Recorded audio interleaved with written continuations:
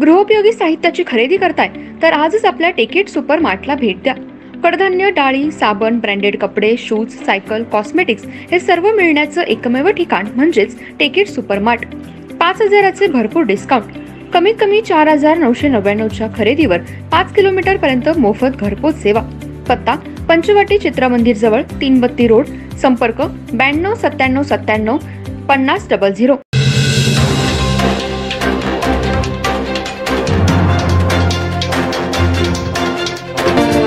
नमस्कार, मी तेजस्विनी मगदूम। एम मराठीमध्ये आपल्या सर्वांचं स्वागत आहे। पाहूया ठळक घडामोडी।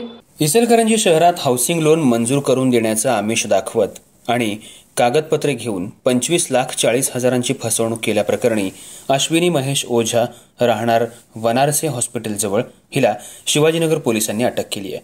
तिला न्यायालयात हजर केलं असता 1 दिवसाची पोलीस कोठडी सुनावण्यात आली आहे।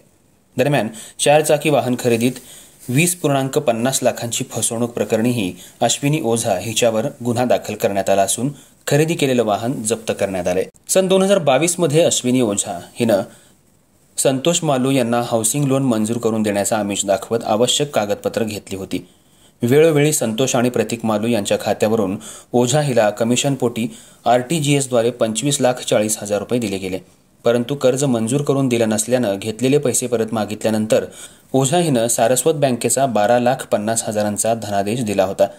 मात्र तो न वटता परत आल्यामुळे कर्ज मंजूर न करता कमिशनपोटी घेतलेले पैसे परत न देता फसवणूक केल्याप्रकरणी संतोष मालू यांच्या फिर्यादीनुसार 9 डिसेंबर 2024ला शिवाजीनगर पोलीस ठाण्यात गुन्हा दाखल झाला होता।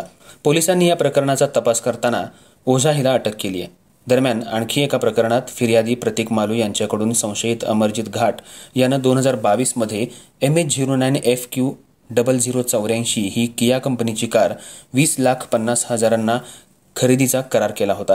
त्यापोटी 5 लाख रुपये रोख आणि उर्वरित 15,50,000चं बँक कर्ज भरण्याबाबत घाट यानं करार केला होता। घाट यानं रोख रकमेपोटी बँक ऑफ बडोदाचे 2 चेक देऊन ही कार ताब्यात घेतली होती, परंतु घाट यानं दिलेले दोन्ही चेक न वटता परत आले। याबाबत मालू यानं विचारणा करत कार परत मागितली असता घाट यानं उडवाउडवीची उत्तरं दिली। त्यामुळे आपली फसवणूक झाल्यानं प्रतीक मालू यानं घाट यांच्या विरोधात 9 डिसेंबर 2024 रोजी पोलिसात गुन्हा दाखल केला होता। या प्रकरणातील प्रतीक मालू याचं वाहन संशयित अश्विनी ओझा हिच्याकडून जप्त करण्यात आले। या फसवणूक प्रकरणीही ओझा हिच्यावर गुन्हा दाखल करण्यात आलाय।